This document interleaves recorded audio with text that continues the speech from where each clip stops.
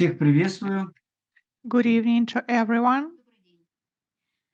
Hello, dear friends. Welcome to the following class, the online class, The Secret Doctrine by Madame Blavatsky. Of course, today, as we are currently saying repeatedly, we pose attention to the energies of the day. Today is a special day, the 14th of March. Spring is already here, and the nature is getting closer to us. The 14th of March is what is always about the founding notion of the Secret Doctrine and the research related to it. The 14th of March, the third month of Mars planet, and that is the main aspect or the principle, the foundation or the skeleton, the basis for the whole Secret Doctrine. As we are getting closer to Slokas, finishing the third stanza from 10 to 12, these are the Slokas making the psychic three monad more solid, and it makes possible to construct the whole anthropogenesis and theogenesis. 10th sloka is the very number and its energy of 10. It's about the importance of the turning point. As we know, numbers going by along this line and the psychic energy related to it gives light to this world once again. Here is the importance of the turning point. It's when the light is proposed to the world once again. It was Pralaya, and right now the energies mean that once again, in the shine of joy of these highest energies, the light proposes itself to the world without fear as the newborn. And we can say that that is the moment of the divine mind state, which is unique. That is why it's incredibly pure. It has special space contained in it. That is the way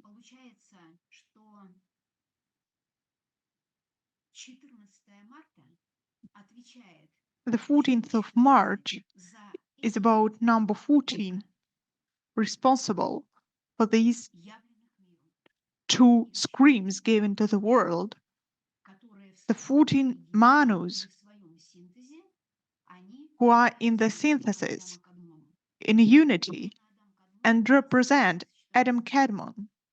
Adam Kadmon is the synthesis of 14 Manus. Of course, Madame Blavatsky reminds us currently about this first Manu, what 14 Manus is. It's the synthesis of the internal and external subtonality. We can also mention number 5, or Manas, or the state of monad, ready to move. It's already here, constructed. Today's Nidana is so exciting, and I would like to give more time to Mr. Yari to talk about it, because that is the story and the narrative giving the impetus to our thoughts according to the Nidanas, energies, and rays. Here is the state when the veil of our mind and quality of our sensations is woven. And the more attention we have in the moment,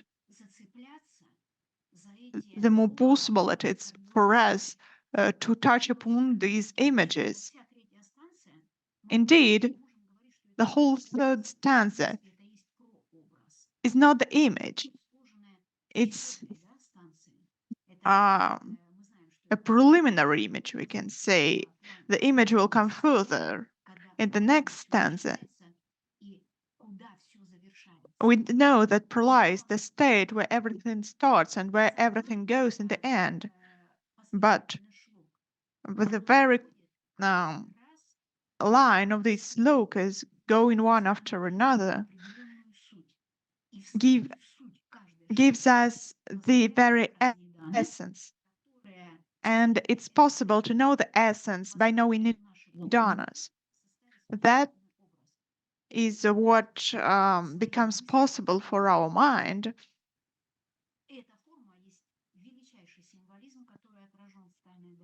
This form is the essential symbolic aspect of the Secret Doctrine. For us, it means harmony and stronger, more solid mind, expanded mind. Here is the essence of the third stanza of Tian. Thank you so much to the technical support and to the interpreters. We are ready for the revelations and for bringing thoughts to you in any language so that you could understand.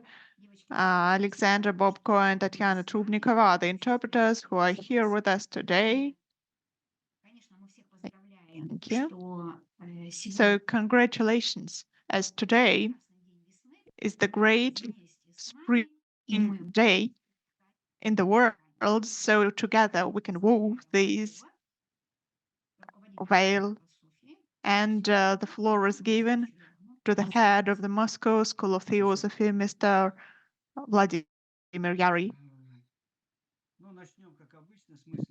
Good evening to everyone. Let's start from the thought of the day given by Madam Blavatsky.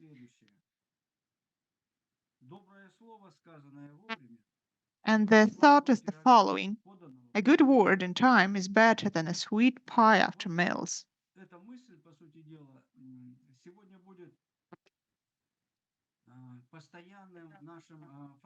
This thought will guide us today.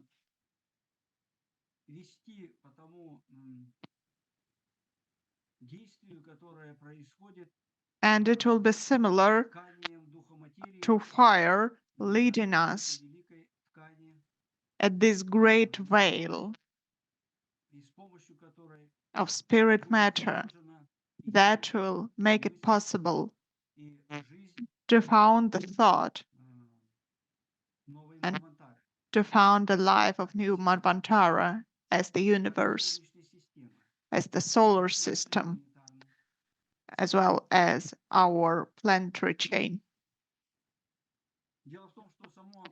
Actually, the very thought says that if the person hasn't used this opportunity to bring upon the kind word in time, in the current moment, now,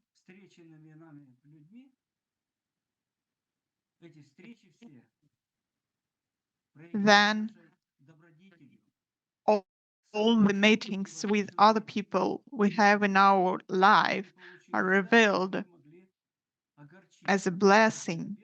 It's important that we don't make it worse after meals with a good word that's useless now because the meal is already over. And the fact that it's been over will bring sorrow because it hasn't been said before. That is why it's important to be here and now, and that's the most complicated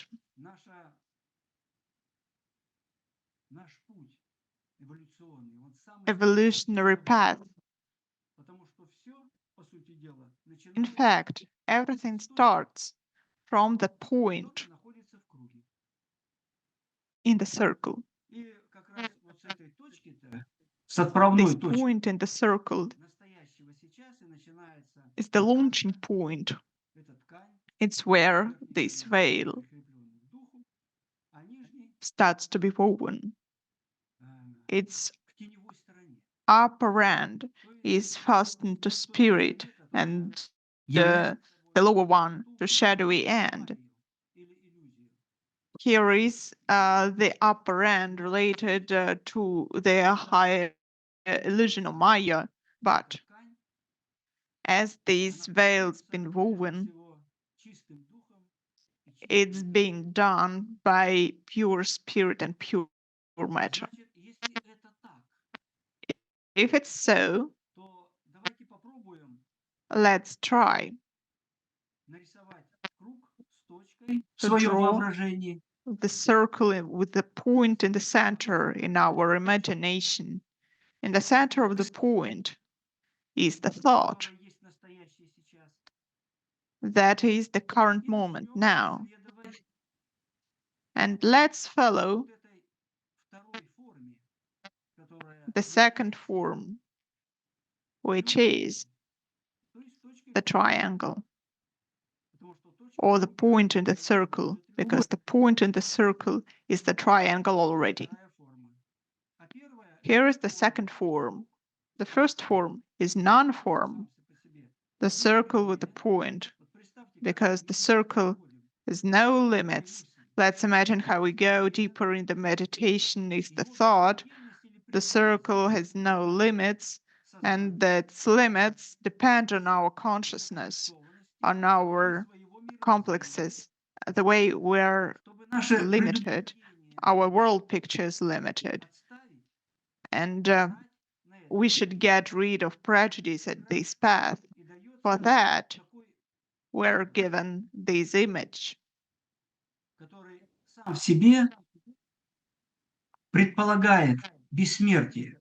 Which means immortality already, the eternal duration, the notions of eternal duration and the notion of the germ, the notion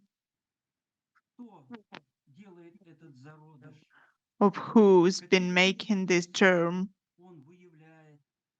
the impulses it reveals,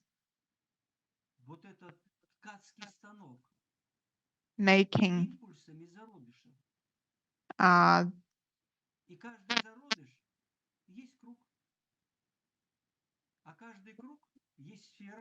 this machine for weaving, and each germ is the circle, and each sphere gives its population inhabiting its space with monads or shapes that are getting qualities of the sphere. According to qualities they have, the monads have polarities. The first point is that the web is connected to the spirit and to the shadowy end with different ends it has, is the very beginning of the polarity nomenon required so that this web or the veil have the potentiality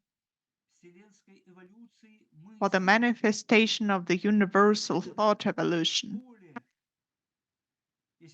It's similar to a field, the field of Buddhi or wisdom. Wisdom is the basis for the future planes of being. Right now, as Svabhavat, everything is in unity. We are getting back to this point. Let's make this point the first step to consider the construction of the great architect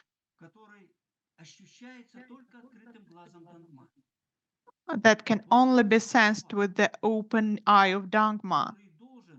It's Svabhavat that should get in motion, and that gets in motion being woven by the impetuses of the germ. Let's imagine that. Let's get back to the position that we are in the current moment. You are all here with your attention concentrated.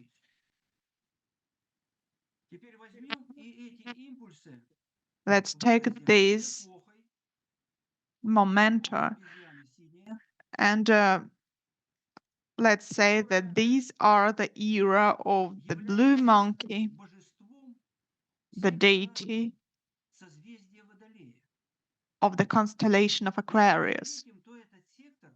This constellation or the sector is the third one in the color chakra wheel. It's depicted with blue energy, the element of air. The air has the three aspects or components. The first component in 1/3 of the wheel of time, the first air, symbolized by the constellation of Gemini, is the highest, the purest.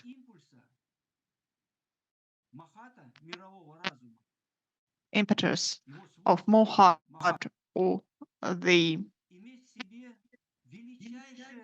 world mind, which is the specification of Mohat. It's similar to compassion, the light feeling with all the sacrifice contained in it. The second sector, symbolized by Libra in the air, represents the energy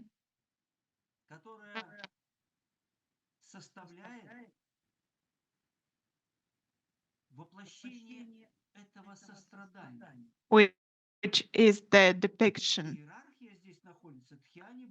or manifestation of this compassion with the energies of Dhyani Buddhi. They are the part of this hierarchical chain. The Dhyani Buddhas, represented by the ability to feel the compassion. They act at this plane. What the action is about. Firstly, it's about harmonizing according to this web.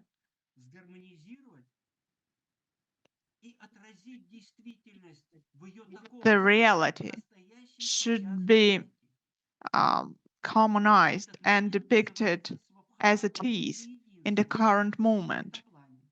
It's Svabhavat, or the unity at this plane.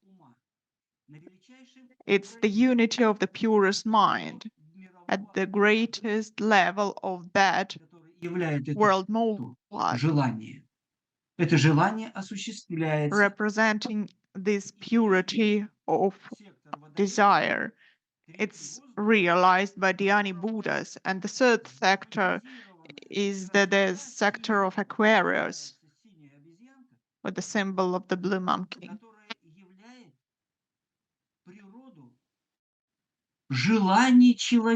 It gives life to the nature of human desires.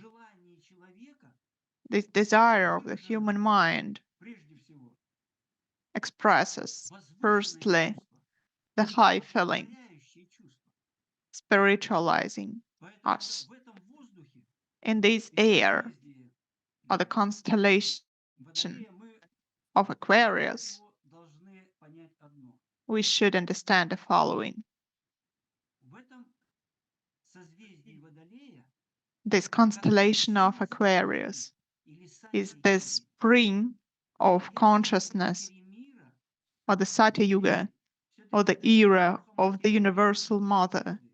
That is the era of the Universal Mother or nature. Mother as the symbol of nature has actually created the very opportunity or the impetus of the spirit to be shaped in the desire that is beautiful. What is the way the spirit affects? It affects our central chakra. Here is the way the eternal mind affects us. It affects our solar plexus, and it's the sun as prana in the human body.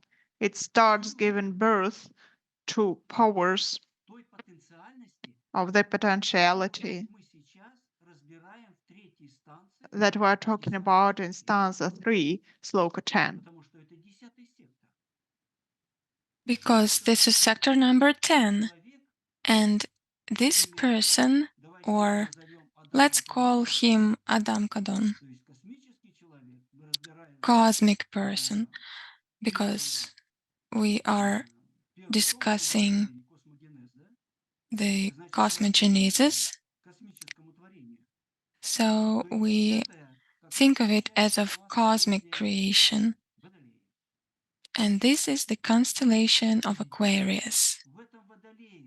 Here in the Aquarius constellation, there is that powerful force of continuity expressed through the person as movement. Movement of what? Movement of his thought. The thought of a man, the thought that was born in the mind of person, his new desires. And with the help of these desires, the person is able, instead of all obstacles, to understand the meaning of things, the essence of things. Because the person has a big desire to understand things, and then he can collaborate with nature, with Mother of the world, with the potentiality of the cosmic thought, with the thought of the cosmic scale, as macrocosmos, microcosmos. We discuss these things in Sloka 10 as one thing. And now we are looking at this from the position of Aquarius that should bring pure desire to us, pure thoughts. And this is very important. Can you imagine yourself? This dot, this embryo gave an impulse, and it has a potential, and this potential has been waiting for the moment, for today, for Aquarius epoch, for springtime, when our spiritual forces become stronger. They depend on our desires. The higher is the desire, the more powerful is the force. And the most important is that when we are located in this dot, we create our connection as Svabhavat.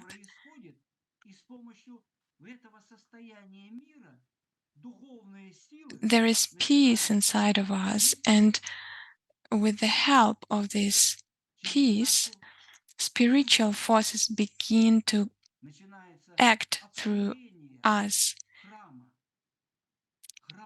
It's start of construction of the temple of our soul in a new way. But the most important thing is that in the present moment, we're creating harmony and beauty of our world. We are all now in this state, but at the moment, we are creating it only on the plane of imagination, in the plane of our mind and the force of our mind. This is a very important detail. So, let's look at the century. We have the century of the white dragon. White color symbolizes ether that is condensated. But in the place of the white dragon, this is the constellation of Gemini. And it is located, the dragon is located in the first air. And here, from white dragon, the new century starts. It's century number 21. It starts from this point when the cycle of time for the century condensated, and the dragon expresses this thought as a ray. As it moves, it's the Saturn ray, and it symbolizes not only the planet but also the spirit of the Saturn. And it has a symbolic meaning, manifestation of thoughts. It's a synthetic one. It's a wise one. Our potential ability to realize the wisdom will be manifested. In other words, so that the plane of eternal evolution can be fixed in us.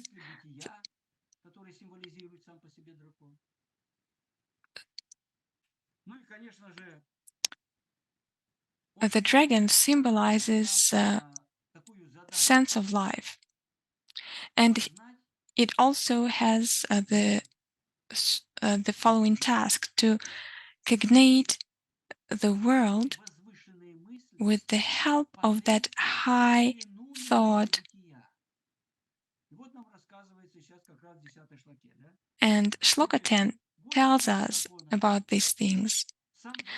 Then the year of the blue dragon. The blue dragon is reinforced by the air, and it gives a very strong aspect that symbolizes the birth of the person,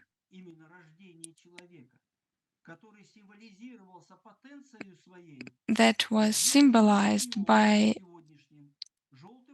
the potential of the yellow bull. This is the present day, and actually we are now watching the future man. The dragon is the second point of the golden section.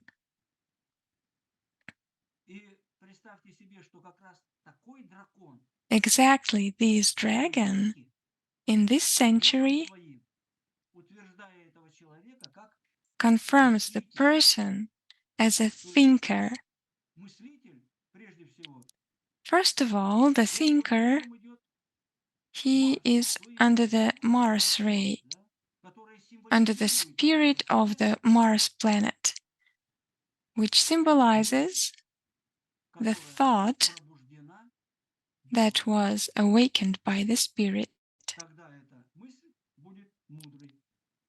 And then the thought is wise, so this is the dragon. Now we can say that the week that we are going to look at the blue Taurus or the blue bull. Now we are trying to expand the point. So let's call him a Taurus, not a bull, because the Taurus is a symbol of the Virgin and of the great potential realization.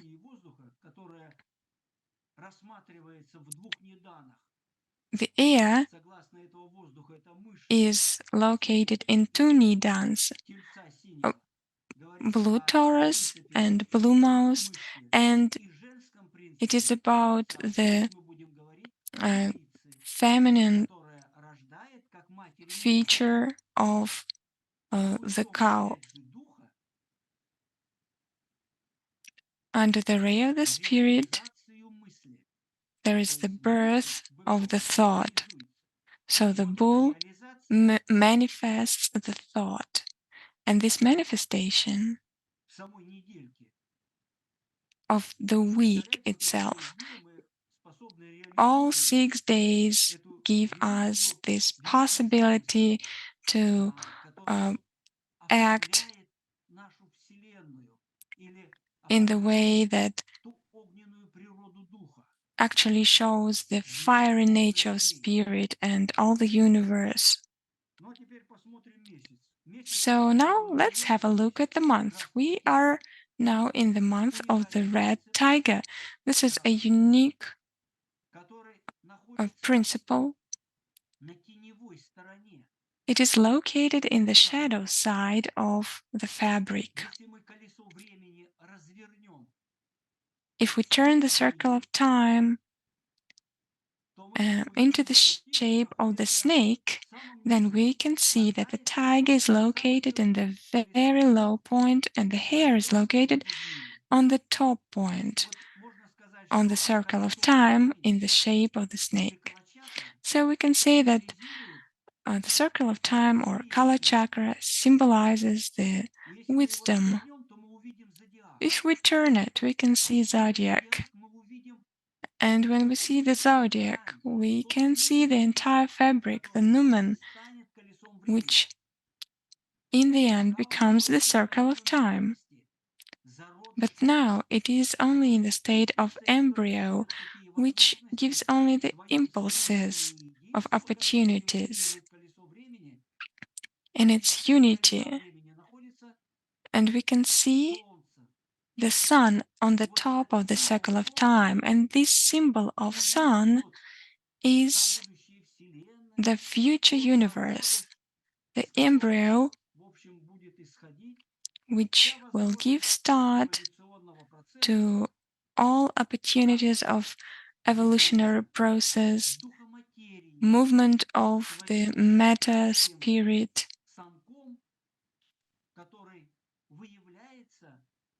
and it's like the great sewing machine full of embryos. And the tiger, in this sense, when the shadow edge is fixed, then the tiger has the right tension. It has 4 rays in it: Mercury, Jupiter, Venus, and Saturn. The synthesis of those 4 main, I would say, necessary principles that are able to bring harmony and spiritually to become renewed. And then Svabhavat actually becomes the spirit of matter in our consciousness as one atom. I'm not talking about the chemical one. No, I'm not talking about that atom. I'm talking about the atom, which is the image of great unity of all things in its continuity, and about the forces. In the shadow plane, for the plane of spirit. Thank you so much. Thanks a lot, Vladimir Vasilyevich. When you were talking, I came across the idea that these moments when we're being prepared for these energies, this is this important turn of the point when this fabric is put onto understanding, because I had this feeling that my consciousness was put under that fabric and you're looking at it and trying to realize what is it.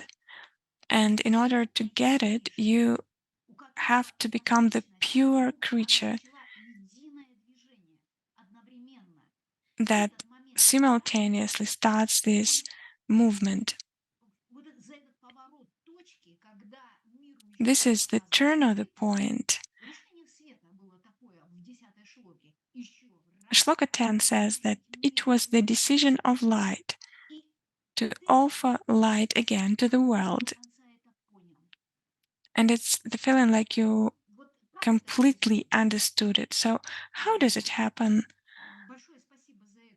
Thank you very much for this description, for this high energy that connects this fabric with our mind, and it makes our mind pure. Because when we try to understand the inner essence of the thought, not the word, it gives us that certain tension that we were talking about in order to own both edges, the shadow one and the top one. And then we can talk about that offer of light. That we accepted that offer. And I would like to say the following thought that we discussed last Saturday in the School of Theosophy. We started talking about it, but we didn't complete it. And studying this shloka, and based on the things that you determined right now, I would like to complete that thought before we start the presentation of the key points of the shloka. The thought was the following one. Voice of love should be understood before it comes. This is such a magnificent idea. It's impossible. How is it possible? And then I came across the idea that it becomes possible when the state is born inside you. You're ready to give, not to take, but the feeling of readiness to give. The Svabhavat entity prepares this condition, readiness to give, not to take. And then you hear the voice of love before it comes, because only when you're ready to give, only then you can receive those high energies. You can take those energies, because the law of shape is to take and the law of life is to give. And you can see these things in Shloka 10. And Nidana of White Dragon that Vladimir was talking about, this is a pretty long period. This is the 14th principle of Kalachakra. This is the 14th of March. White Dragon, 14 mana. And this is the synthesis of 14 manas, and it is opened through the nidan of a yellow bull.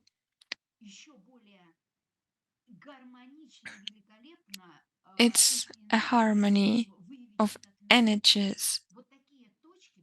And these turning points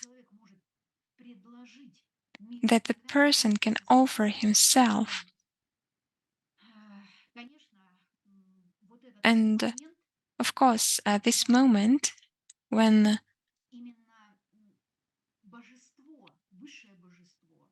God in the person, or this high element, the one,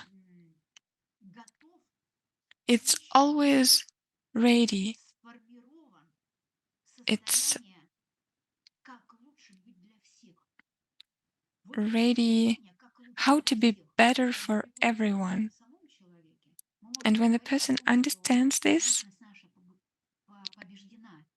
then our personality is one, and the lowest aspects of the personality are one, because we are trying to be better for everyone, not for ourselves.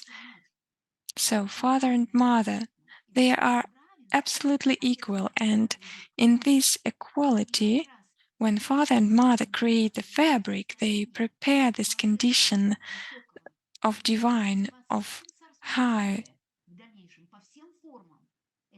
and it's going to be transferred in all shapes of nature. How is it better for everyone? And we can see this in Sloka 10, when the fabric is sewed. Please keep in mind that you can ask questions, and I see that the questions are already being asked. In the end of the presentation, we're going to answer them. You're welcome to ask any questions, to write any comments. We are on air, and it's always the best option, like we're watching each other. Let's study Sloka 10. We tried to find all key points, key moments, to find some new thoughts,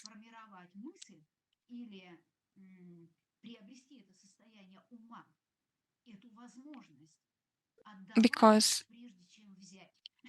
to obtain this ability to give before to take, this is a very important moment, and it determines the key point of Shloka 10. Let's study it.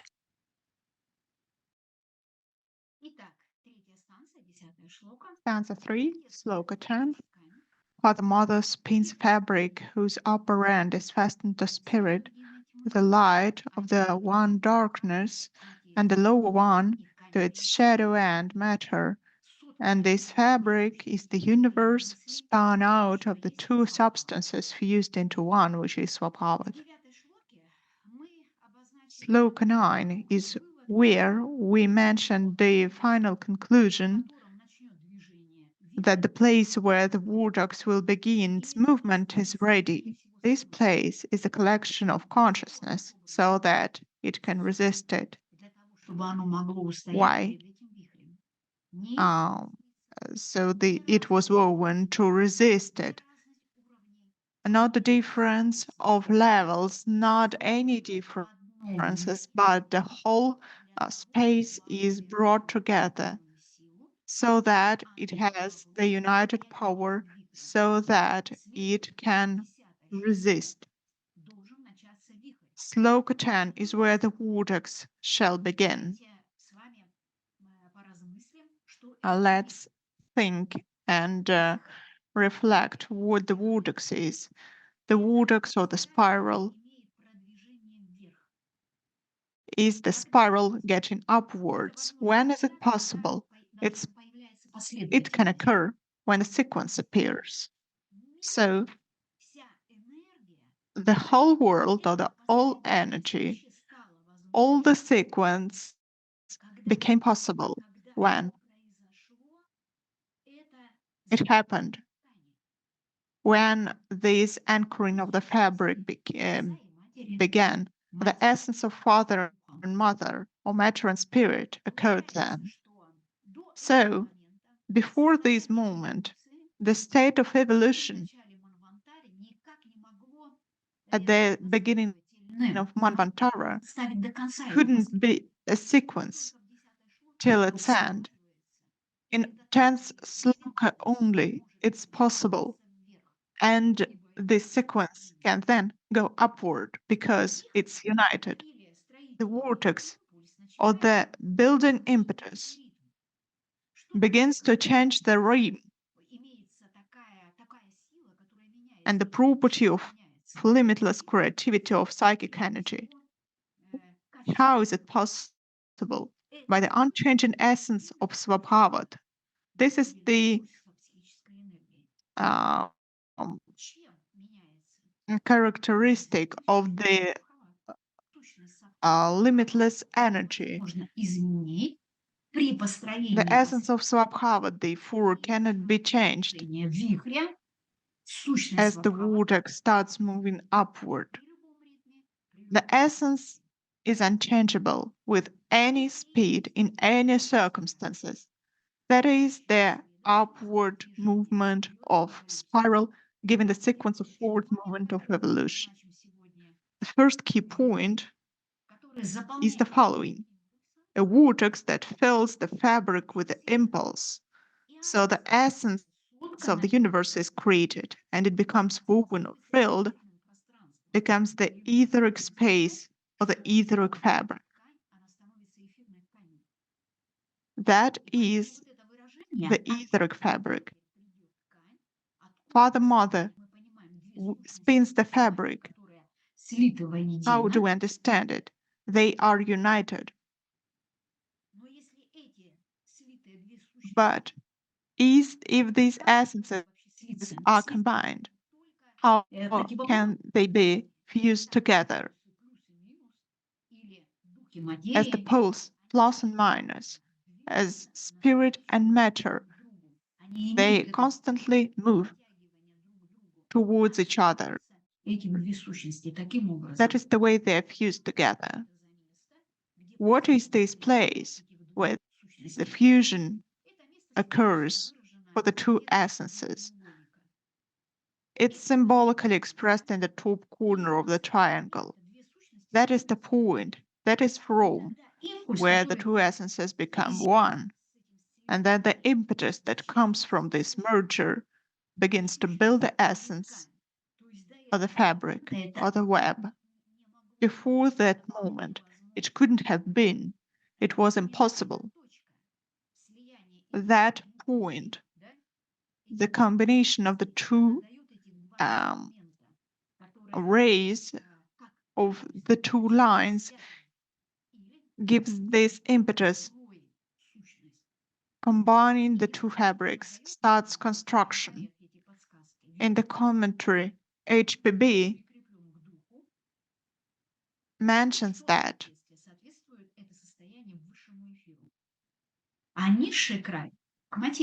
the upper edge is attached to the spirit, which corresponds to the higher ether.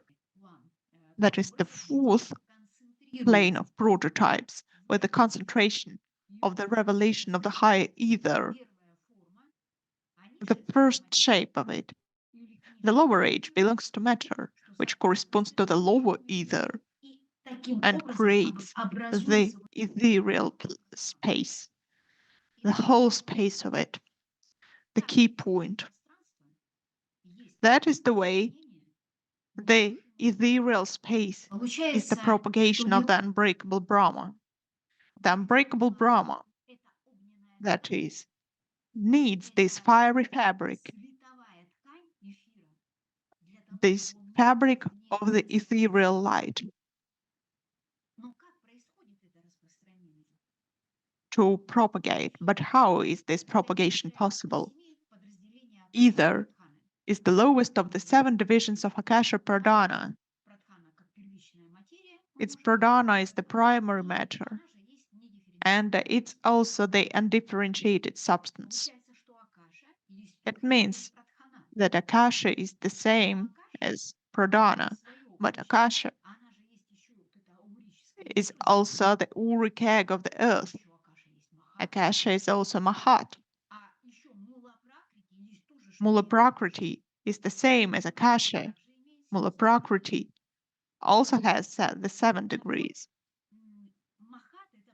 Mahat is the notion, it's the positive aspect of Akasha.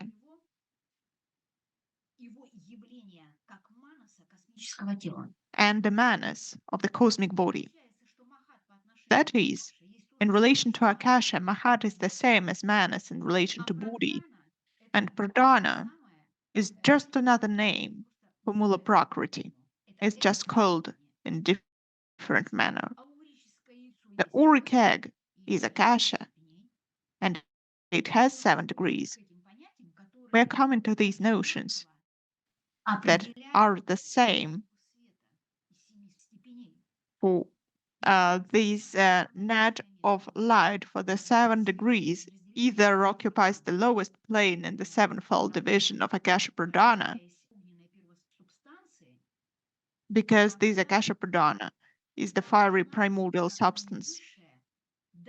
But as the highest, it should give the power for to the lower to be expressed. In Sanskrit, Pradhana is an adjective meaning the most important, the principal one. What can be the principle in this period of evolution? It's just being constructed as the foundation, and it should be purely abstract substance. Why? Why have we defined, and the evolution has defined these characteristic trait for it to reflect abstract ideas, but also lower concrete things. And that's surprising, because only the pure abstract substance or the free virgin mind can the same way reflect the abstract ideas, but also concrete things. With its essence, penetration, this power has certain phases. Its essence of the 7. At the planes of being, we can see the 7 degrees, the 7 planes. And the 8th, what is the 8th? That is the state of the moment when all these 7 are combined. The 8th state is the penetration through all the planes of being and their connection. What is the 9th state then? The 7 planes of being. The 8th state is what we see, and the 9th state is the form of the spirit, which determines the very place for the whole 3rd stanza. It has this state determining the gathering of consciousness, place for it. There is also the 10th state, or the phase of this power corresponding to Sloka 10. That is the power to create, the key point. In Sloka 10, the fabric is created by its own essence, this power given itself to build future forms.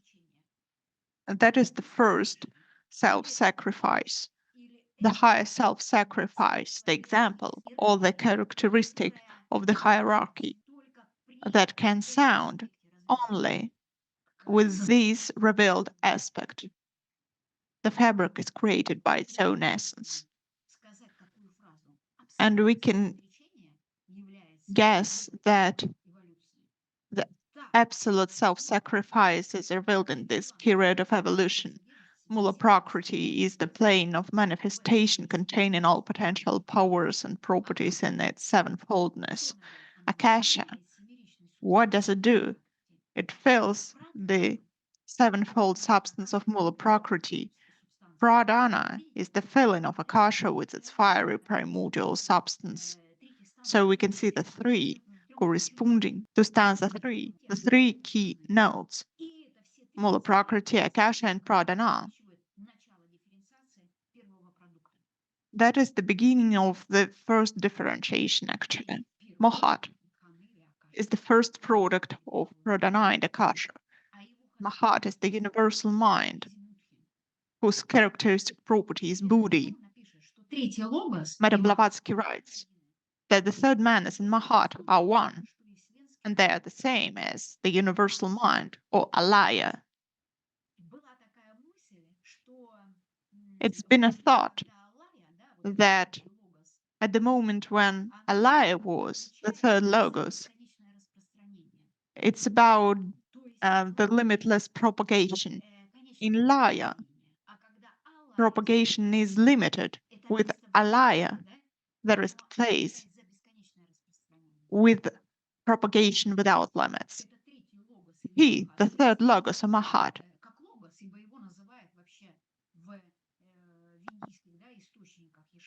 in Indian sources is called Ishvara, Brahma, Bhava, and so on, the creator, the divine mind, in its creative activity, also the cause of all things.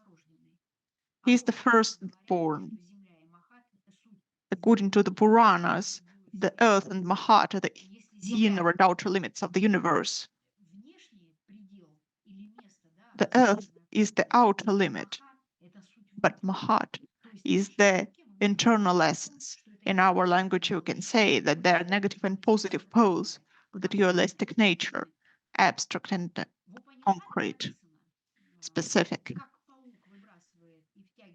In Mandukya Upanishad, it's written, as a spider throws out and retracts its web, as herbs grow from the earth, so does the universe come from the indestructible Brahma, for the germ of unknown darkness is the material from which everything evolves and develops, like a spider's web, like foam from water. Here is the herb growing from the earth, or the plant, which is the human being that can propagate with its open creative potential, with its essence. It can construct its own web.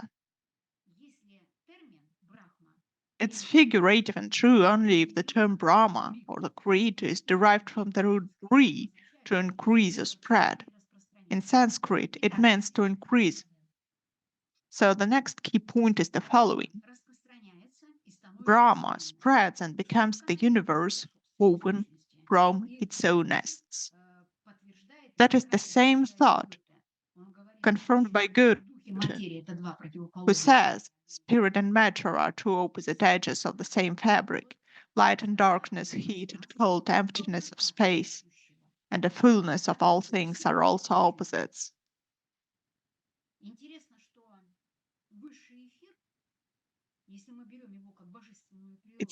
We can also note that the higher ether, taken as the divine nature, the fifth and the sixth principle of the body of the cosmos,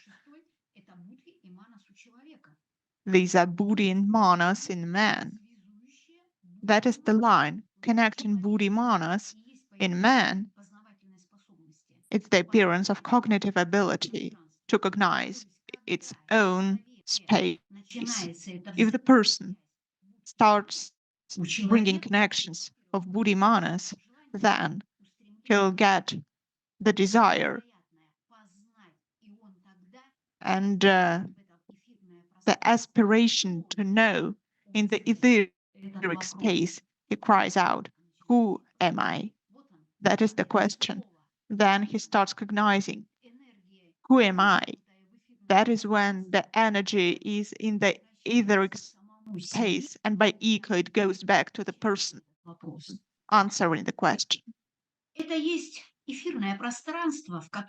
That is the etheric space that everything in person reaches into. You do know that every pronounced word, every sound and noise we make sets the physical ether in motion.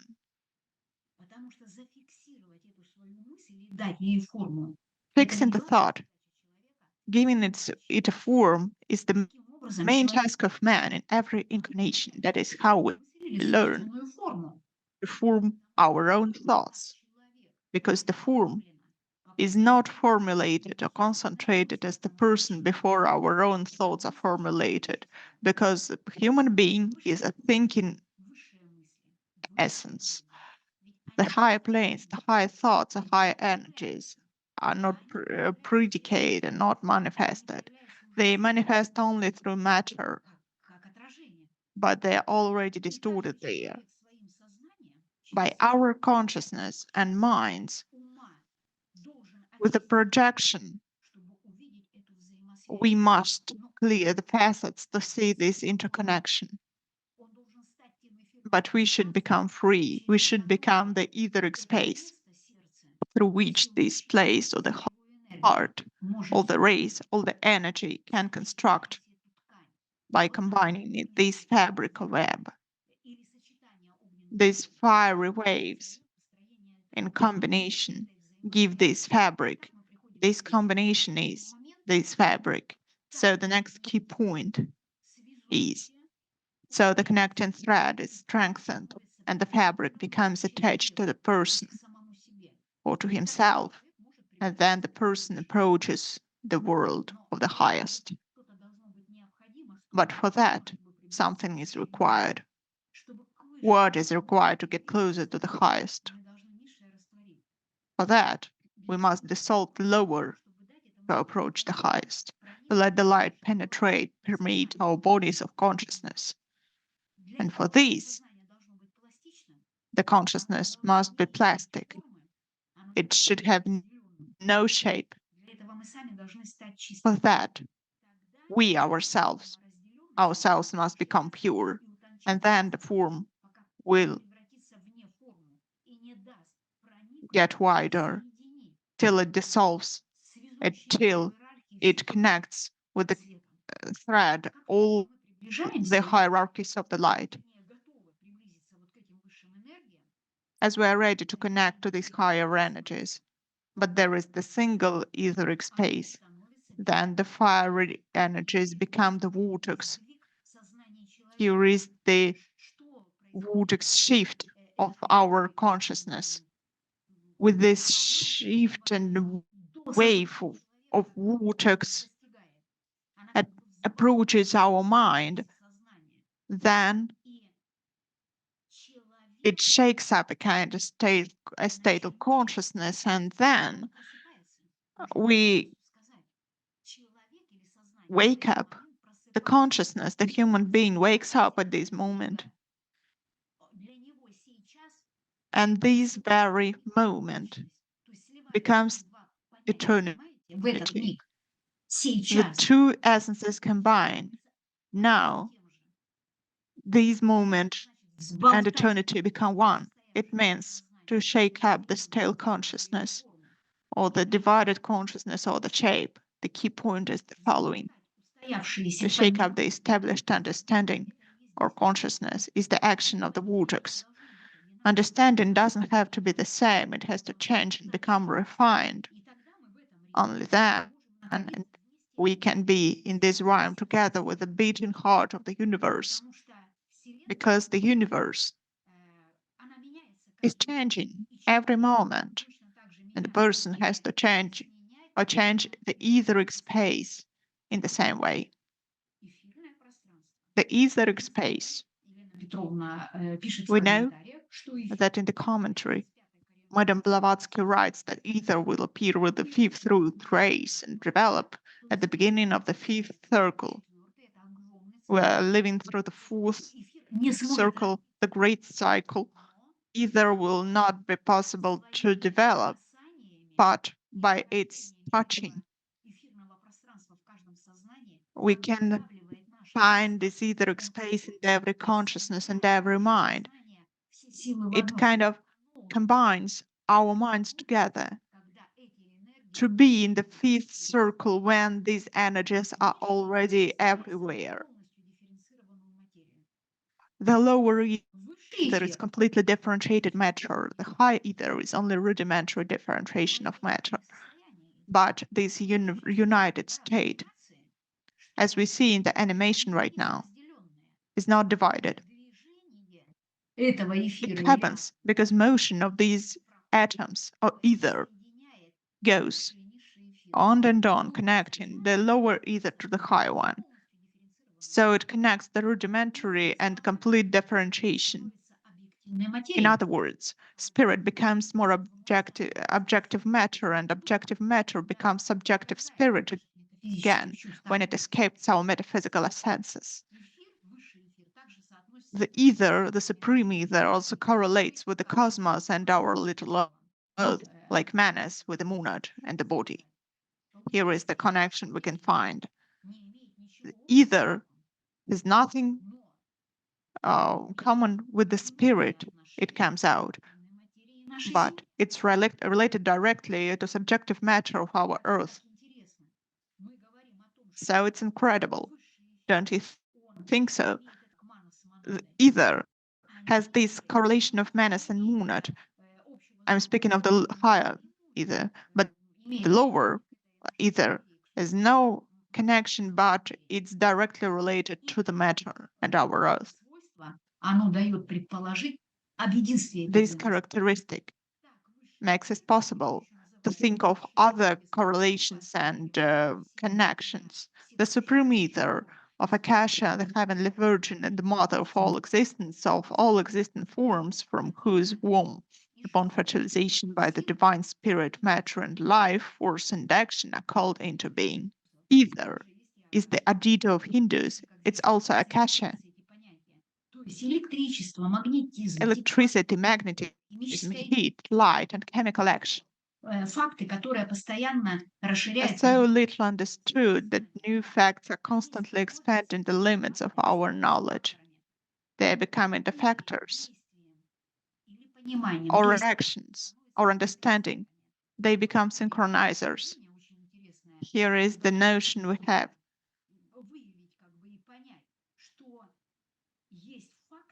That there are the facts expanding. They become factors. Next, they become the highest synchronizers. That is the space and the state.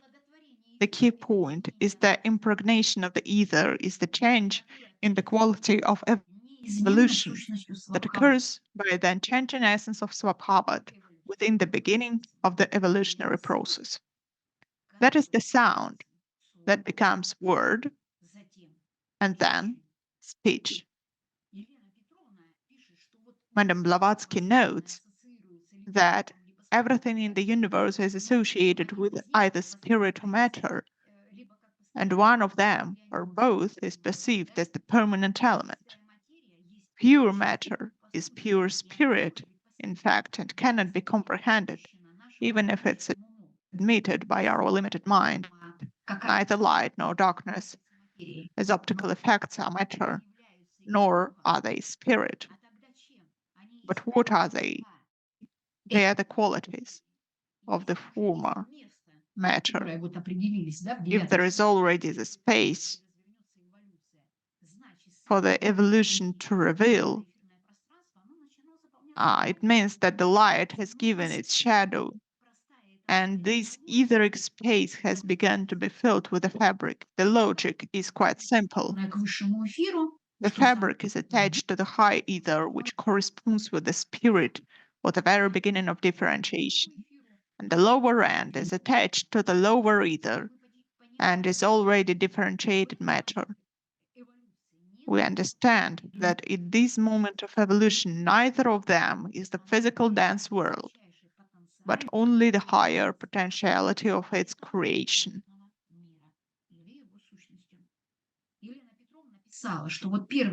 Madame Blavatsky was writing that the primary matter that our brain consciousness can comprehend is a circle. That was Mr. Yara was talking about at the beginning. The way it's important. Our imagination, I mean. Madame Blavatsky is saying that we should put this, find a place for this circle in our consciousness. After that, we shall expand it step by step, gradually, till the stage when this circle, without ceasing to be circle in our thoughts, becomes infinite and boundless, even for our inner perception. This circle, finding the place, will become boundless. The essence, because this very law of the current state of the moment, eternity, when this consciousness can act, means that this circle is called the germ or the latent atom that during pralaya gets the boundless, limitless space, doesn't have any boundless, doesn't have any boundaries, doesn't have any plane. This active atom, how can it have eternal duration? It happens when this atom becomes circle itself, expanding through this great symbol of spiral motion. With every turn of the spiral, it changes its motion. The key point is that in the circle is the unbreakable Brahma, and beyond the circle is the Brahma who destroys. How does it happen? It destroys spread into the dense world by a diversity of forms and quality of the unified essence of Svabhavat.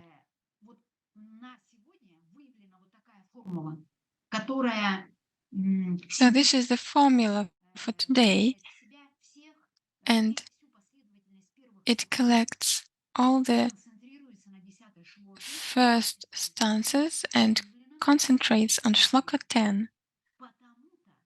That is why the circle is the first geometric figure and symbol in the subjective world, and it becomes a triangle in the objective world.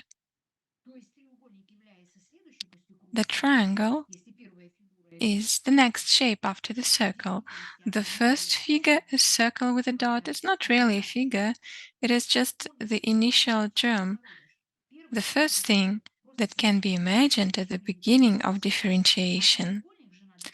The triangle must be represented as soon as this matter has passed the 0 point or laya.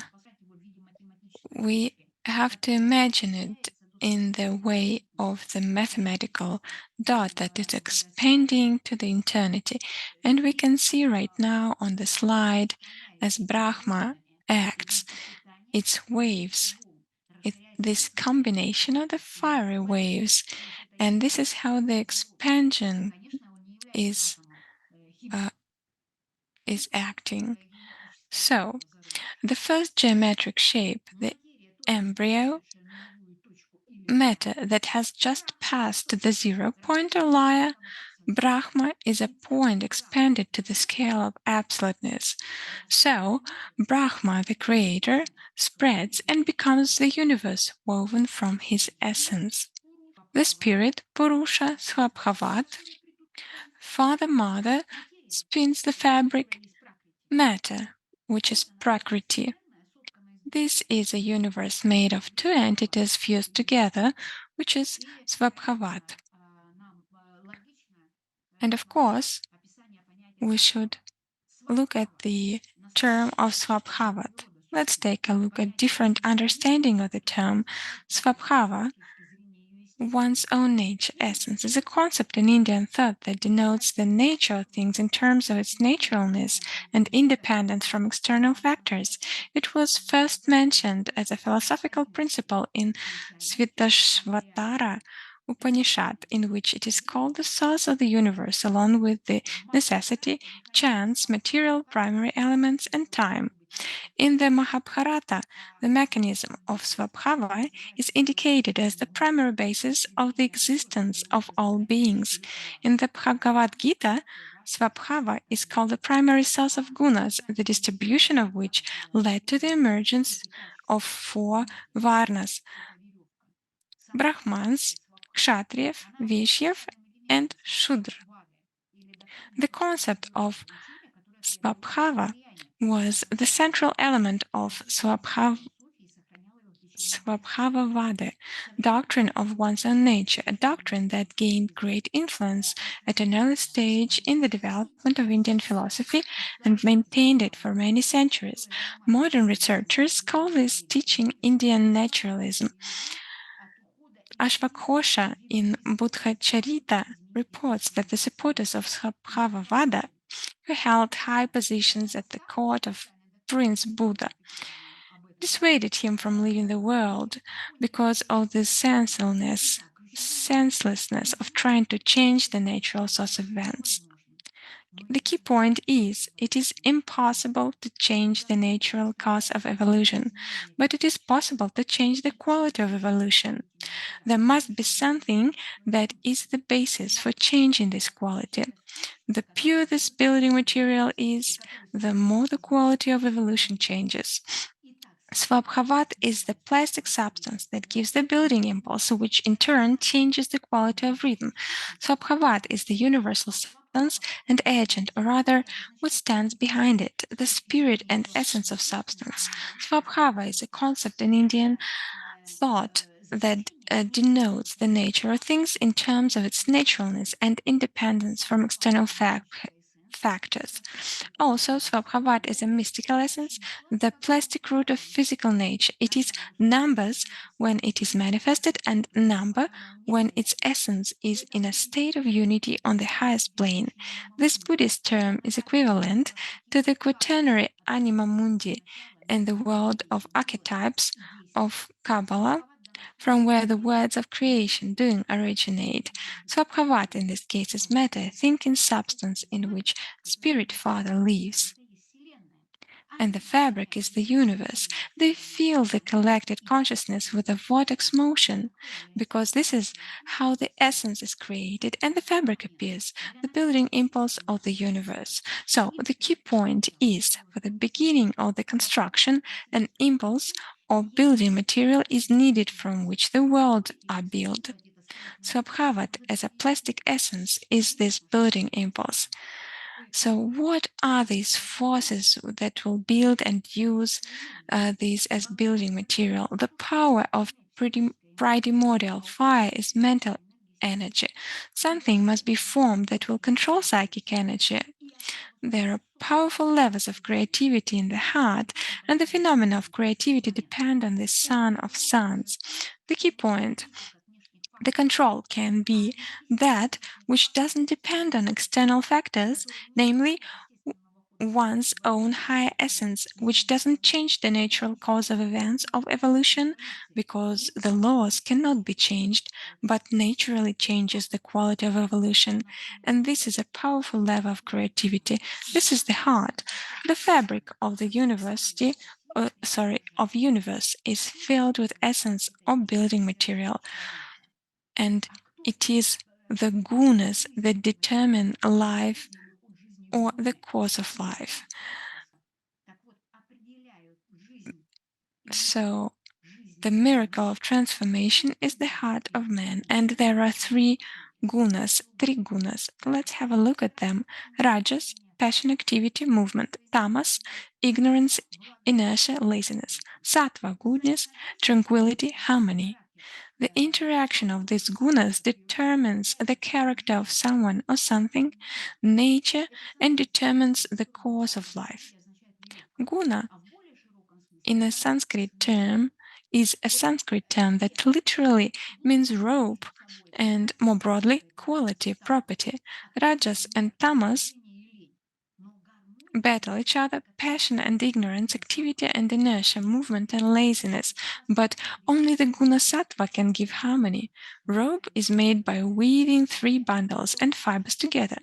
First, the fiber is divided into three and the resulting three strands are twisted together, after which the second and third fibers are twisted. This is actually the principle how you can shape the hair of a woman. At the end, the resulting three strands of fibers are woven together. In this way, the rope becomes very strong. While the material world is ruled by the gunas of material nature, in the spiritual world, Vaikuntha, the gunas of passion and ignorance are completely absent.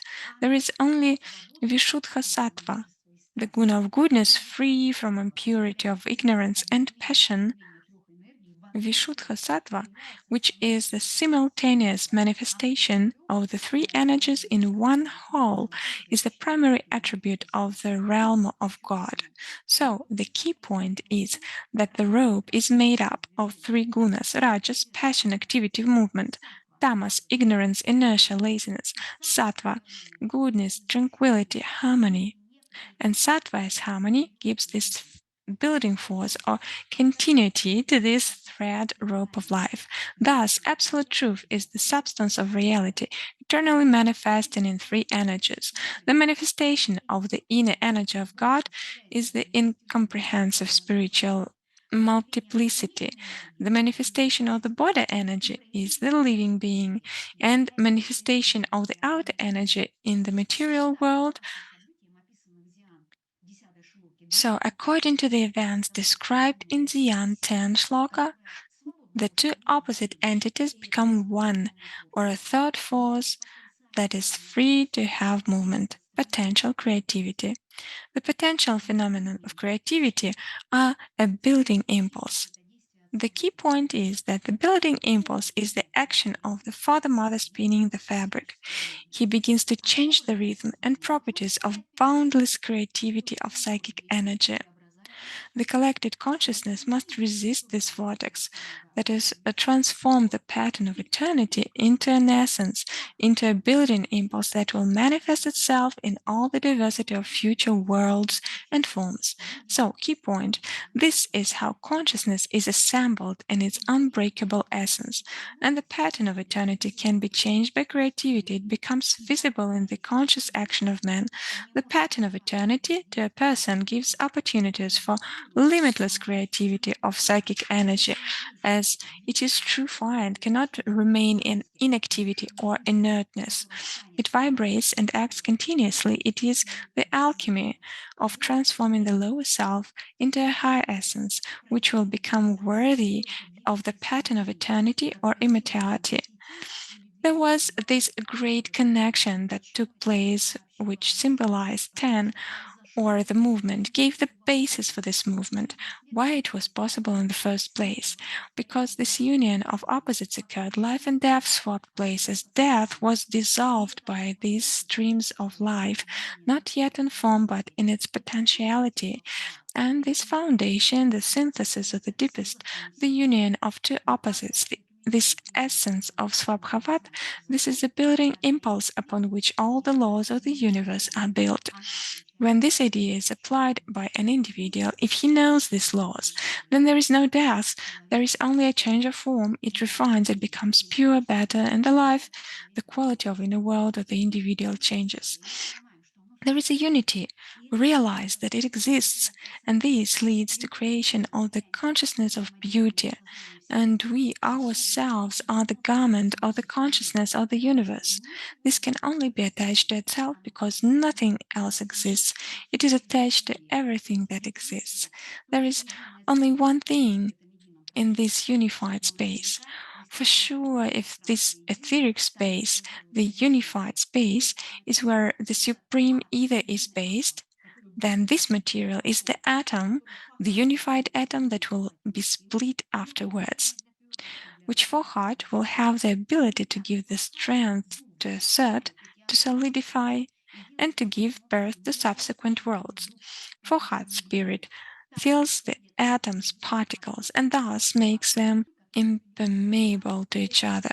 This is how the solidification of atoms by Fahad takes place. The fabric is spun by Svabhavat, is the universe, the totality of the elementary particles atoms that make it up. If the unbreakable Brahma spreads, it can only spread by heat. Cold concentrates energy and heat spreads. These are all the rays of Brahma, the hands of Brahma that give humanity all the possibilities. So the next key point is that Shloka 10 is the change of the inner nature, life and death. They change the state of the inner nature of man, that is, within man, every human being, there is a special place of darkness, and it is there that the miracle takes place. From there, the spirit rises, and from there, this spring of life and love pours out. And this is the thirst for knowledge. It is quenched by these waters of life, which, if there is this first, they will gush forth in a very swift wave. And this wave, and it is possible to hold this wave, it is possible only to give a part of this energy to others. In this state, a person stops wanting this love, he stops demanding it, he stops looking for it, he just wants giving it. So, stanza 3 is a state of space ready to give love.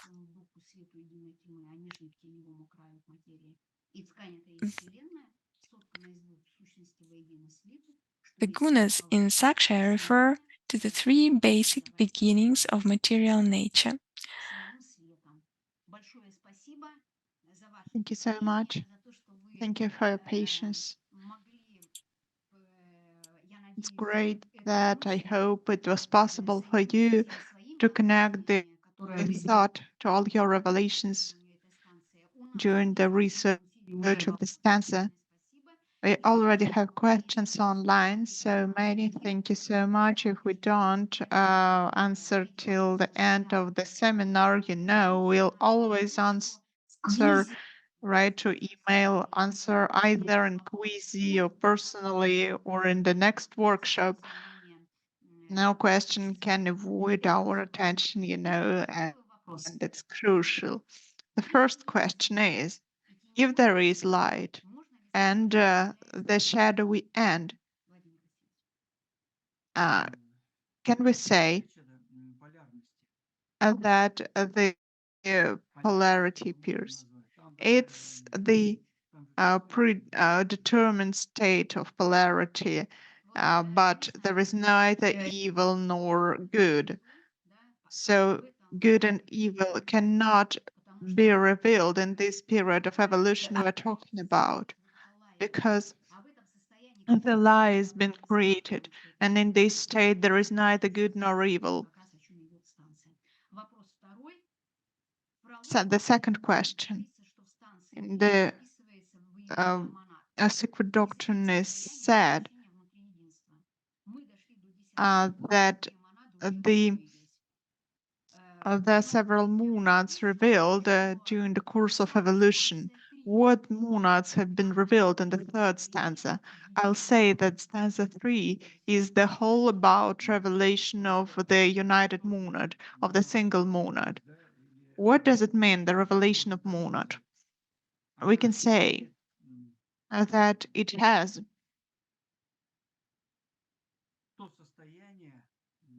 the state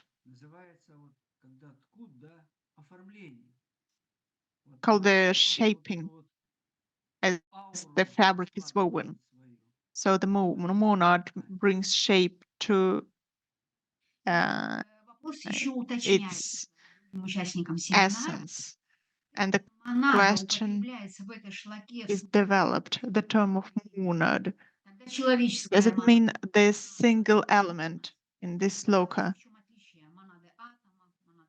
But what is the difference between monad of the universe, of the human being, because the big human being is about Atma Buddhi-Manas, but Atma Buddhi-Manas is the triad, and monad is a duad, Atma Buddhi. In the teaching it's said that it's the grain of spirit. The spirit, there's the grain of spirit and the whole spirit. The spirit is primordial. Atma Buddhi-Manas is the formulated spirit, we can say. And the grain of spirit is the monad. The duad is Atma Buddhi. It's revealed in all the lower kingdoms. It's moved through these kingdoms to the human being. It's the carrier of eternal life, the monad. But life has phases of revelation. It should be formulated into something. It's a word called noumenon of life potential. Every question is so beautiful. It develops this sloka in some way, the stanza develops it further. The next question in sloka, it's said that the upper end is connected to the spirit and the lower end to the shadowy end. So the fabric has beginning and end and is not boundless. Therefore, is it so? The fabric or the web, we can say it has limits in terms of Manvantara. Manvantara and Pralaya are the limits, but it's boundless in its cyclic character of Pralaya and Manvantara and all the processes within are based on this foundation of the universal thought, the universal essence. They go without end in eternal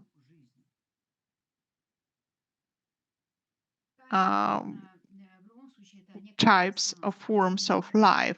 Fabric is space. It's the absolute space where everything began. And this reflection is the space where the essence is reflected. The essence begins this propagation of the fabric, but it's constructed by two. It's constructed by two, but becomes the third power, and this power is limitless and boundless. The seeming contradiction is boundlessness and connection, but the space is connected and the power is boundless. That is so. Another element of the answer is that as we are talking about the space, it's not the space that is born as space and time. These things are not there. They will be revealed a bit further. We also have the 11th and 12th stanzas that will give this start or the foundation to the primordial, the root cause. The next question, by what does the Father-Mother weave the fabric? What does it include, this fabric? That is the primordial fire, the very essence of Father-Mother spirit matter, creates by its matter, by this fiery energy, everything, and that's what is the foundation for the fiery matter. There's also the potentiality for the germ, because the germ gives out this phenomenon that will further be the noumenon. They weave by this impetus of the germ. This germ is their essence, is what they give birth to, is why they actually exist.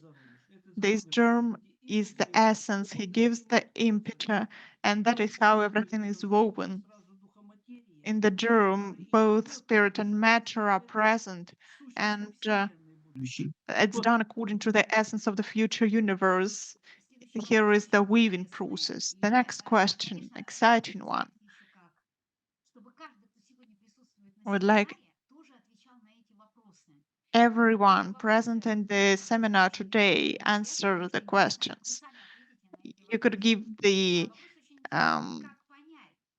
answers and the question is the following: where is the upper and the lower end of the fabric? When you have peace inside, you know that the upper end in the as the spirit works in you as the psychic energy, and if it's quite hard for you then the lower end works, and we feel it as something hard in our essence and our soul. I found this notion probably somewhere in the commentary of explanation to the disciple. Madame Blavatsky was saying it's like the higher fire, it's the pure, but the lower, it's the ever-present character of this higher fire.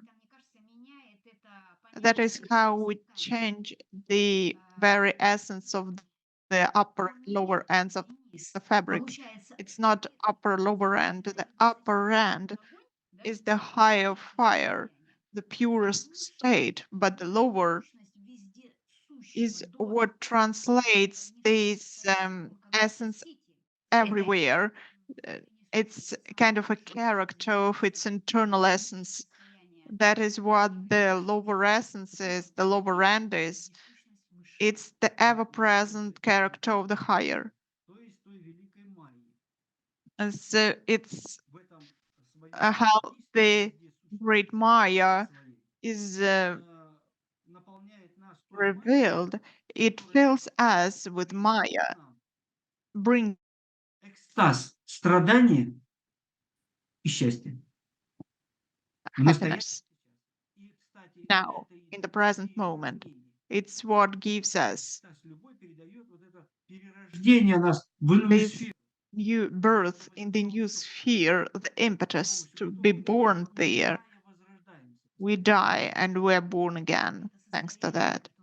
That is the state that we touch upon, is when life and death change places. The moment and eternity change places. There is neither it nor that, just you exist. It's beautiful. The next question is what it means to fasten the fabric. If we answer this question, then it's the dawn of Manvantara. At the dawn of Manvantara, it was like the spring of the future universe, future cosmos, as the spring. Spring starts acting with the primordial impetus of the first that gives birth, darkness in it, with a cold state in pralaya, and the pralaic state in this winter, the first powers are born, and they weave this fabric.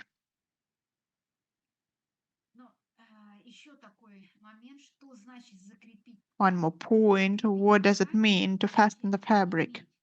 It means to have the motion of the two opposites. They merge together, the higher, the lower, father and mother, spirit and matter, and then the fabric is fastened. The fabric is fastened by their essence. What does it mean to fasten the fabric? To combine the opposites. That is the state of the great synthesis that combines them and fastens them. The great synthesis is this point. As we get into the point, we have passed the Laya. We are in a Laya now, in this eternity. That is when the person starts living as non-being in the being.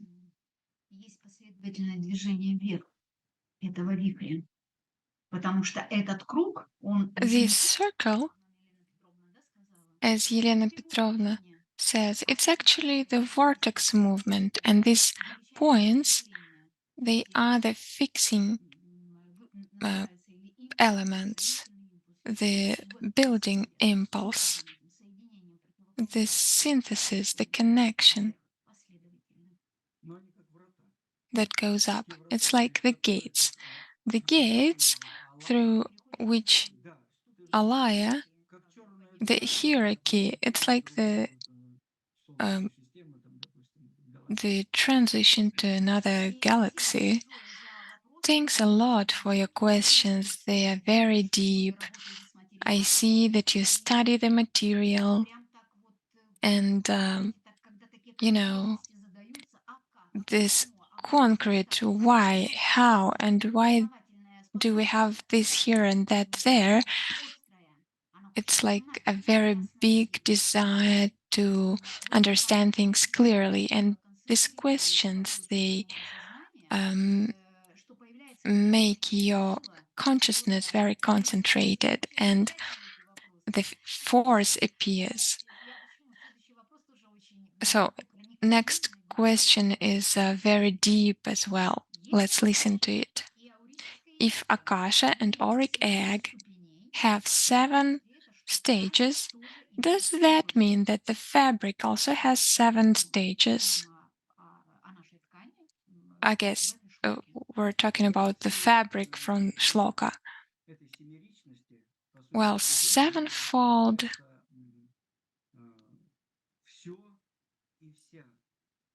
it opens everything and all things, the atom or some concrete entity or some certain animal or the human or mineral. We always see the 7 principles, namely 5 major principles, and then the top edge, Atma, and the low side, physical body. This is how you can connect this circle or sphere, which doesn't have any limit, if the person can think about eternity. Thank you very much for your reactions and likes that you send us, and you support the thoughts. This question about the fabric and its 7 stages, whether it has them or not, we showed it in Akasha and auric egg. Well, I thought that Shloka 10, which tells about the fabric, it doesn't have neither 7 levels nor 7 stages. Why? Because it's the one fabric, and this is the essence of those 7 elements. This is my answer. Well, perfect. Thank you. Our next question is, what is the pure substance in a human that can reflect the ideas?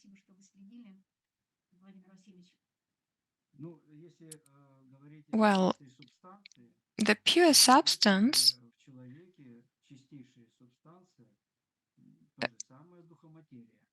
in a human, it's the spiritual matter. The spiritual matter which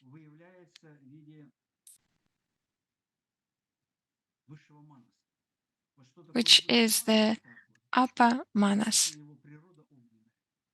And it has a fiery nature in human, because the human is, there is the mind that has feelings, and all our feelings have a fiery nature.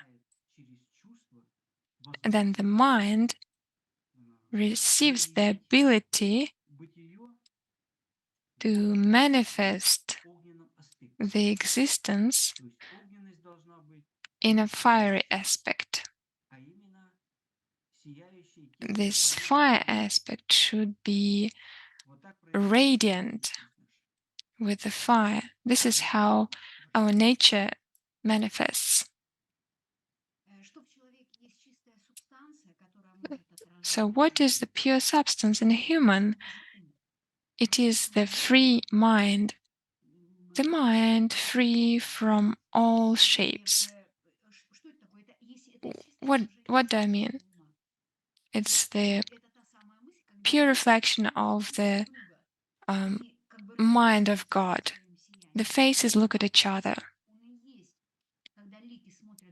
And when the faces look at each other, This is the synthesis of those 14 manas.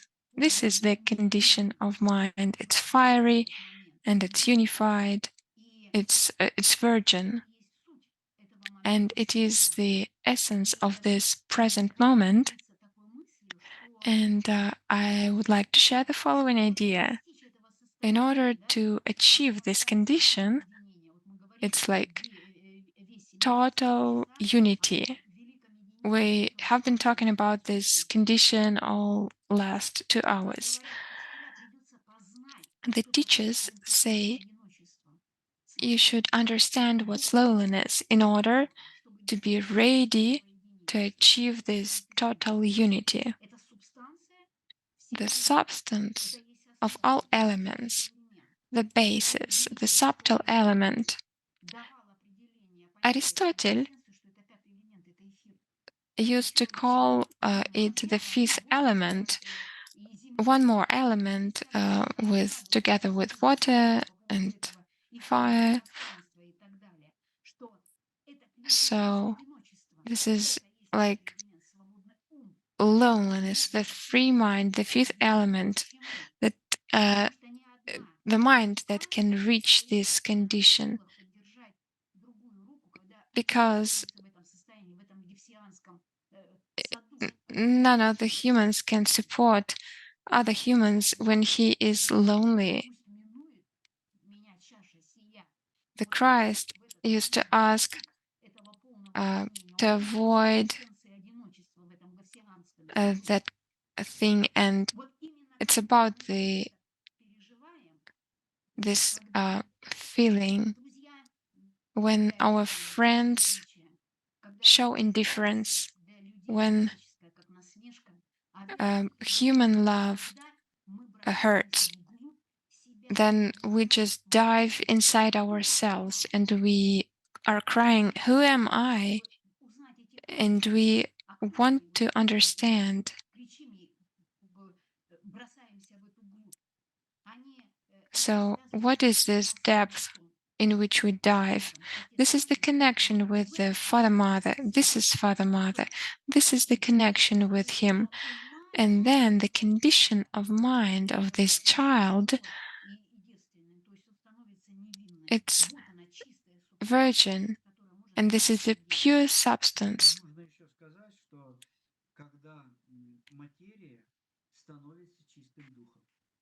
So when does matter become pure spirit? This monad,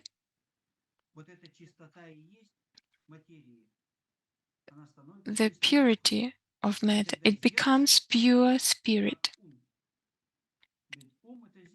Then the mirror is like the mind. The mind is the mirror that reflects your desires and where they are looking at. If you have high desires, high wishes, when you purify your experience from ego and shapes, then the mirror purifies. The mirror of your mind becomes pure, and then it's light. So this 14 manu, well, the first one,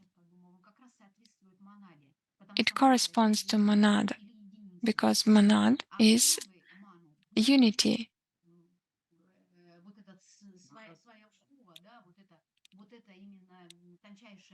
And this subtle substance connecting all the elements. Understanding. Okay, next question. If the fabric is created by its entity, then what does the human build with his entity? So what does the human build with his entity? It depends on his free will, and the free will of the human depends on discipline. Whether the feelings inside this human are disciplined. If yes, then this is the culture that influences our free will through our picture of the world, and with the help of our ideas about the world, we build, I would say, on the basis of this fabric, we build the reality. We show the true role of the human who connects the sky and the earth, the spirit and the matter.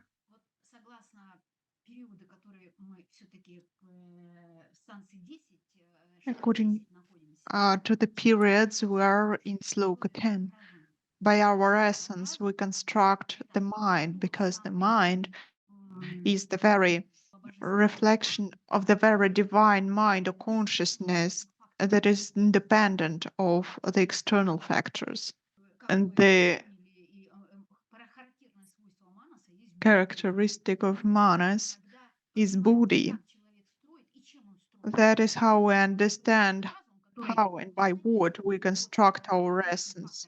We construct the mind independent of the external factors by Buddhi, and that is the cognitive ability itself. That is how Manas works, affecting Buddhi by formulating of the thought, или чистотой своих желаний. or by purity of our desires. By purity of our desires, we fill, and by these fillings construct this fabric, by higher fiery fillings, for the good of everyone. The next question. Sound, word, and speech in the evolutionary space, but what is outside? Thank you so much.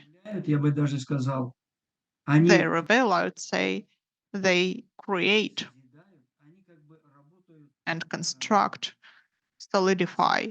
They work with the material который предоставил им эфир. Provided by the ether. We can define here that the sound is the inner process of evolution. That is the intuition. The word is the focus of the synthesis, and speech as action. It's an interruptible action.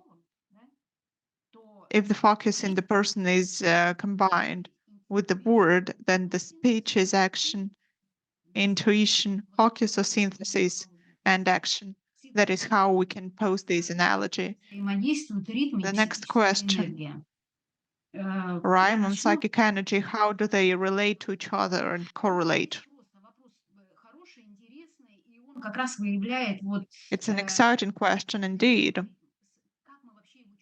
What is rhyme? How do we feel it when it changes, when it gets faster? The vibration should get faster than the rhyme changes. When the rhyme changes and gets faster, according to the acceleration, the psychic energy subtilizes, its quality subtilizes. And what happens then? It turns out the quality, the rhyme and psychic energy change. Rhyme and psychic energy correlate with the grown state of consciousness when it goes on harmoniously. In the similar way, rhyme changes and psychic energy changes also. It turns out that the psychic energy opens this internal ear. It's actually the focus of attention. If we don't have attention, the psychic energy is not synchronized. We are outside the rhyme. If we are always in the rhyme, we have the attention as the arm of light without any errors. Then rhyme and psychic energy go together, and they are defined by the grown state of consciousness acting together. We should also take into account the acceleration as the ability to penetrate. As we penetrate something, we go into other vibration, into essence of things. What it helps to do, the rhyme itself expands the opportunity till the penetration is possible. That is the way to increase psychic energy in its conscious state. Thank you so much. The last state for today, the great question. Farhad solidifies atoms, and they are impossible to penetrate by each other. Why is it so? In my understanding, like it's not a version but understanding. I see it so Farhad by its actions brings auras to each atom because the atom shall have its program. That is why one program cannot interrupt another. Magnetism will not allow that. That is why each of them has orbit. In this essence, the atom cannot penetrate because the programs are different. They follow the general evolution, and each of them attains the perfection for the plan to be implemented.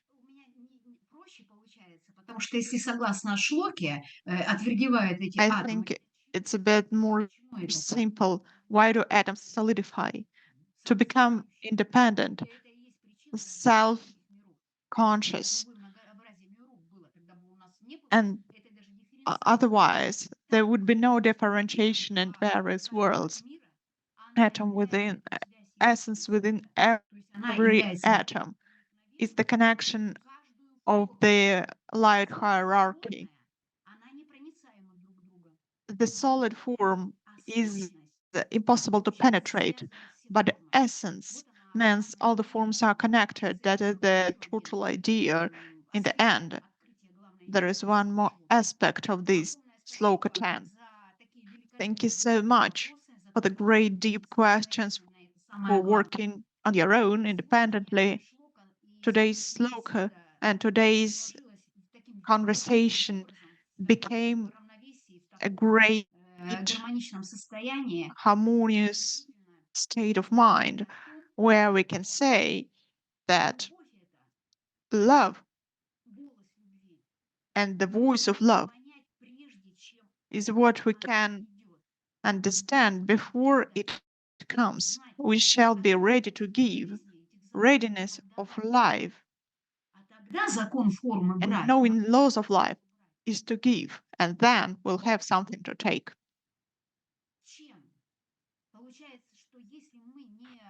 How is it possible? If we don't concentrate and don't work and don't utilize our attention and don't make our psychic energy healthier, then it goes on along the consciousness, but just on the surface. Events, kindness, love go just on the surface. We know, but we don't know. But the psychic energy gives this clarity and specificity. We know without error that it is.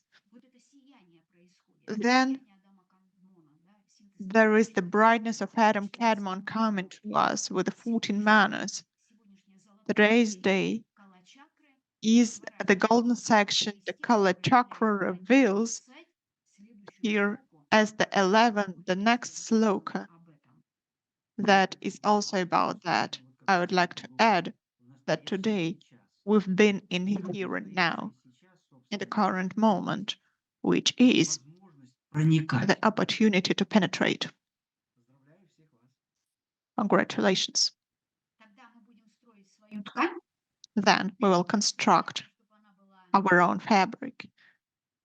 And it's better for it to be alive from this initial fire with fiery waves and this rhyme getting faster, given this construction impetus in the construction of the most beautiful joy, where the note C is the joy and G and is the status. So the radiance and the joy of status is the combination of the notes from A to D as we see the construction of the current moment. The eternity of life, or the life itself, gave us the opportunity to connect to reality.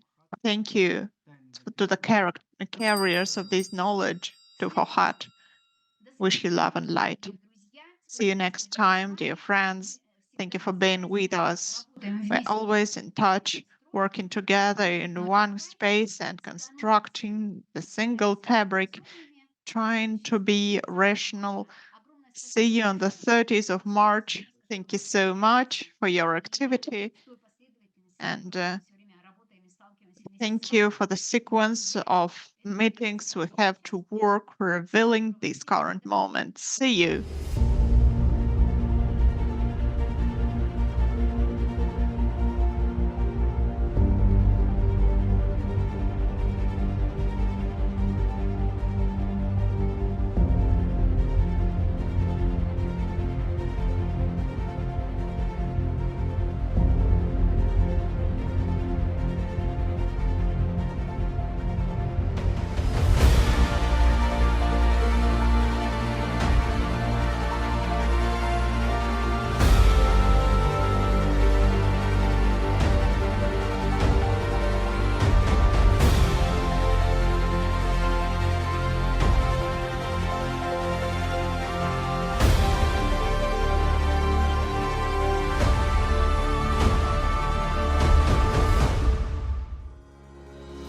The Secret Doctrine by Blavatsky. Dedicated to all true Theosophists. Book of the Third Millennium. Blavatsky only knew.